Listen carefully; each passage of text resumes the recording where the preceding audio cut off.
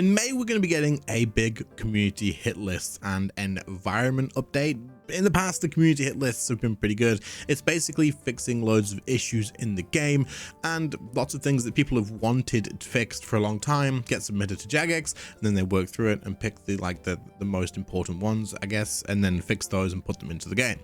That's kind of like the main content we have coming that we know about this year, which is a little sad, but I thought we would go in ahead with this idea, and I asked my community on YouTube, what are the top issues you'd like to see fixed in RuneScape as well? So in this video, we're going to go through some of those and talk about them. Let me know in the comments what you'd like to see fixed in the game, and let's go. So our first comment here says, add a setting to disable everyone else's cosmetic overrides for your perspective. Sometimes I'd prefer just seeing actual RuneScape gear in the world.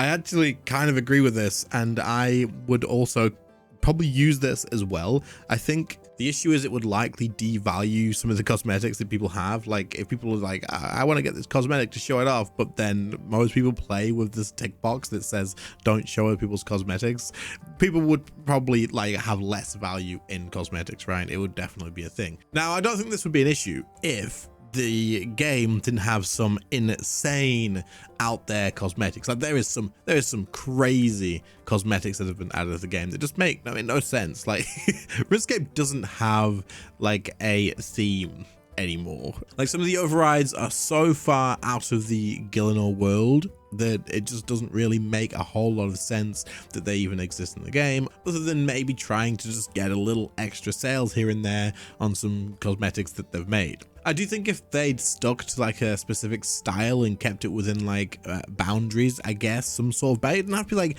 really tight boundaries, just stick to like the medieval fantasy style like designs, it probably would have been fine. But the amount of stuff you can see these days that just doesn't really make sense at all is a little bit of a throw off. But actually, let me know, would you guys have this enabled so that you don't see people's cosmetics, or would you prefer to see them anyway? Next up, we have a comment from Messick that has actually 3 points in here, and I think they're all pretty good. Number 1 says more freedom for bank organization. Be able to have rows not need to fully fill up so that you can organize certain rows by specific related items, potions, ingredients, armor, weapons, etc.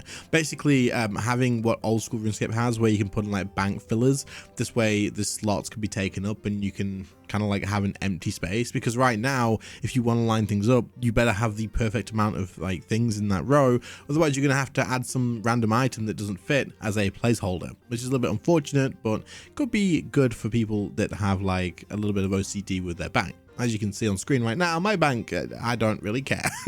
Boss learner modes is the second point here. It's essentially a mock instance where you get guided by the game through a boss killer mechanics, tells you recommended defensives to use and when, teaches you how to recognize certain boss mechanics coming up, and you won't get drops, but you will also lose supplies. I think this is a really good idea, but I think it's highly unlikely to have Jagex actually put things in game that recommend defensives, when to use them and all that sort of stuff.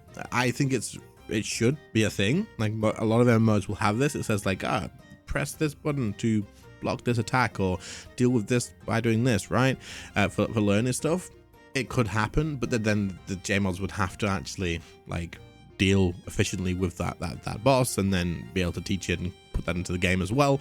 And right now we can't even get a normal update, so getting that as extra content, I don't know about that. However, the idea of just letting you go into the boss and not lose the supplies but not get a drop kind of fits already. If you think about it, right now we can go into practice mode, we can kill the boss, we don't get any loot, and we don't have death costs, but you still have to pay for your own supplies every time you go in there. I've mentioned in the past an idea that I would love to see is when you click practice mode and you click to enter the fight, it loads up your bank preset options and you pick a preset that you would have for that boss, and then you load in with that preset and it gives you those items as like a temporary replacement. This exists in the game kind of already in Shattered Worlds, where it will feed you, equip you, give you all this sort of stuff, so it could probably work for practice mode too. It loads you in, it gives you your preset exactly as you had it, but then if you die or use any supplies during the fight, those supplies aren't lost, you can't take them out of there, there's no gain for the player other than practicing on a boss. I think it could be cool for sure. Finally, he says redo loyalty points. By the time I can afford multiple auras, I've already maxed. Yeah, I mean, this isn't wrong, to be fair. XP rates are fast in the game now, and I mean, loyalty points aren't that fast to actually collect. So it would be ideal if you could get access to skilling auras, maybe through skilling. Say if you were doing woodcutting, for example, you could get some points to unlock a woodcutting aura. That would kind of make sense. Or just add it to the unlock level. You reach level 20, you get the first level of the aura. You reach level 30, you get the next level. Level 50, the next level. Level 70, the next level, and so on until you reach the higher levels. This could be a cool way to do it, because then you've got the full maxed out aura version by the time you reach level 99. And if you want to pass that to 120 and so on, then you can do that and use the best aura, whatever. I think this could be a better way to do it, because right now loyalty points are a pain in the ass. Another one with multiple points says, aside from wanting new content, add bad luck mitigation for all bosses. This is one that a lot of people will agree or disagree on. Holy hell, I actually disagree with this one a little bit. I think that bad luck mitigation takes away some of the specialness of actually getting a drop, but I also do like bad luck mitigation because it takes away the horrible feeling like me going almost insane trying to get a drop at a boss like Karapak. I still don't have my jazz book, and in all these kills, 90% of them are probably solos, and I've only completed one Staff of Armadillo. This boss absolutely hasn't paid out for me at all, and my RNG has been insanely bad here, but at the same time, I still wouldn't add bad luck mitigation personally, just because I feel like it feels more special. Like if you get a drop at Zami, it doesn't feel as exciting if you get a drop anywhere else that doesn't have bad luck mitigation, at least in my opinion, because eventually you know, I'm gonna get a drop soon. Like I've done like 50 kills without a drop. I'm gonna get a drop at some point very soon. The next one says make all boss drops non-repeatable. For example, you can't get 2 orbital plate bodies back to back, but you can get body, legs, and a body. This is pretty much in-game for Karapak, for the Ambassador, and for Zamorak. I think Telos as well. Yeah, Telos for the orbs as well. Certain items always drop in order, and this person's saying make that for all of them. I don't see a problem with this. I think this could work perfectly fine. It would make drop logs a lot easier to complete for sure, and that might devalue it for the people who've already done it, but I think overall it would probably feel kind of good to do this. But I don't know, you guys are gonna have to comment on this one and let me know what you think. The next one says take notes from old school RuneScape with updates, polls, engagements, Q&As. Yeah, absolutely, yes. We should. RuneScape right now is constantly saying, Jagex even saying, we want to include the players a lot more, and we're getting like random polls or surveys, sorry, but we don't have that much actual engagement in terms of content. We really don't. It would be nicer to see. Finally, auto bank organizer. I think it's doable. It is. Like every single MMO out there has an auto inventory or bank organizer. It may not be the best, but it will organize things in sense of like very simply all consumables, all equipables, such as like organize it by like swords and then bows and then armor, whatever the actual type is, and it's just a filter. You just click it, it automatically rearranges your inventory, and all the stuff gets put together. All the gems in certain MMOs get put together, all like, you know, it just makes sense. All the craftable items. We have bank filters, so maybe they could add it to that. I don't know exactly how this would work, but it would be really nice. Next comment from Yer says, reduce the amount of treasure hunter UI pushing. For example, enable an opt-out feature where enabling it would simply hide treasure hunter from the UI completely. I prefer playing the game as opposed to a casino. No, I'm not creating an Iron Man before people comment. Yeah, that definitely would have happened if you'd not written that. But yes, for a button that just let you disable pop-ups from treasure hunter and all these things, it'd be kind of nice. But they won't do it because advertising is key, and they need to sell. They need to sell these things to you guys, which it is what it is, I suppose.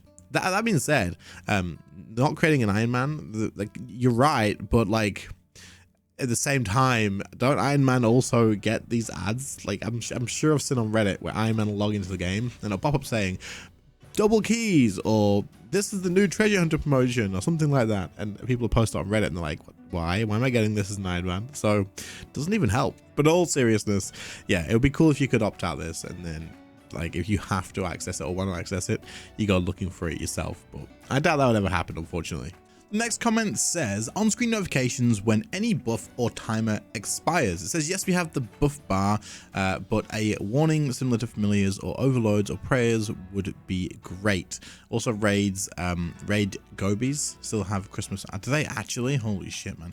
But yeah, honestly, I think this could be something that could be improved a lot. Like you say, we have things for familiars and overloads, but even them I think could be done a little bit better in terms of actually notifying you like clearer. The same goes for things like your divine charge expiring. Like, you get the notification in your chat box.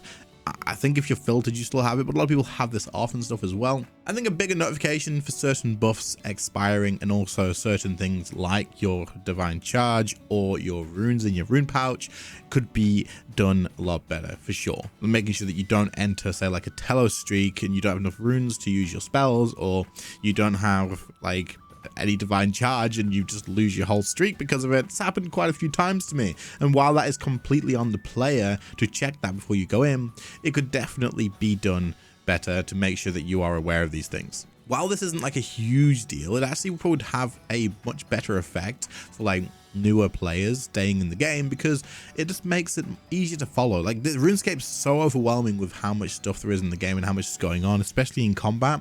So having this sort of thing just makes that a little bit easier for people to follow along. And finally, for this video, I'm just going to mention this one because it got mentioned a few times, but in different ways.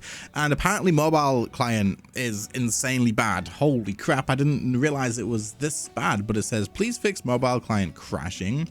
And also there's another one that says, if you're using like doing wildy events with mobile as well, that you're just going to get kicked out sometimes. It's really difficult to do. And then someone else saying the fact that, you know, of course, mobile hasn't had as much updates as it probably would have been good to have. I kind of agree. This person here says, as a 100% mobile player, I do feel like, except for making a huge launch day of the official mobile app, nothing in real was done to develop it for years.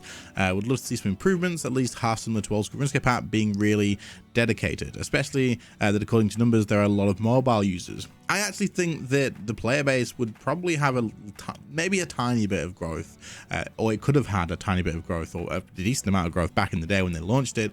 Had mobile actually been good, or if they made it good now, it probably could have been good too. I'm sure there's many players that would love to play RuneScape 3 as an actual MMO on their phone if they could, but it probably feels pretty meh in a lot of situations. Like, you can't do a lot of the game nicely. I'm not going to say efficiently, just nicely on RuneScape on mobile, because it's just annoying. It's a nuisance to do, and it feels like a bit of a drag sometimes to do. Any sort of combat kind of feels a bit crap unless you can fully revo it. Even then, setting up the revolution is a pain in the ass to do. So it would be nice if Jagex made RuneScape mobile a lot better. It really would. It could possibly bring more players into the game or back to the game if they made it like really not efficient. Again, like, it just feels good to play. It doesn't feel good to play. It feels like a chore to play RuneScape mobile. Maybe it's something that they couldn't really do, but I'm sure there's plenty of improvements that could happen to at least make it a slightly better experience. As for crashing all the time and client issues, that's just unacceptable, really. If you're making a RuneScape mobile client and you want to push that out for people, the amount of times I hear people say that it just crashes all the time, do you know how off-putting that is? Like, if you downloaded a RuneScape mobile and you've never played RuneScape before, you weren't playing it because you were addicted to the game, you just wanted to try it out. You found it on the App Store, you load it up, and 10 minutes in, you crash. Another 10 minutes in, you crash again. You're probably going to give up at this point. If it keeps crashing, you're just going to, sack it off, I don't care. And that's another player to the game that's completely gone. And probably, maybe they'll try out old school RuneScape and they're over there instead. There's so many players on mobile that want a good MMO. Honestly, if they could just get the app right and it felt good and enjoyable to actually play on the app, I'm sure they would get a lot more people doing so. Anyway, that's pretty much going to be it for this video. There was loads of comments. We had 67 comments on this, but I can't take it on forever. And of course, a lot of them were repeating as well. And also, lots of people saying play old school RuneScape, or RuneScape 3 is dead. Come on, guys, just relax. RuneScape 3 won't be dead. They're going to do something eventually. Like, it doesn't make sense for them to just get rid of the game, right? It's crap at the moment, and it's really confusing why they've not announced anything. But it will get there eventually where they'll have to release something, right? And we'll have a little extra. But I'm enjoying the game, and the way I see it is just play if you're enjoying it. If you're not, there's tons of games out there. go and play them. It's a bit different for me as a content creator and making money off the game, but for you guys, just play something else until you're happy to, you feel that pull to come back to the game as well. But otherwise, guys, I hope you enjoyed. If you did, leave a like, subscribe to the channel if you're new, and I'll catch you all in the next one. See you later, guys. Bye.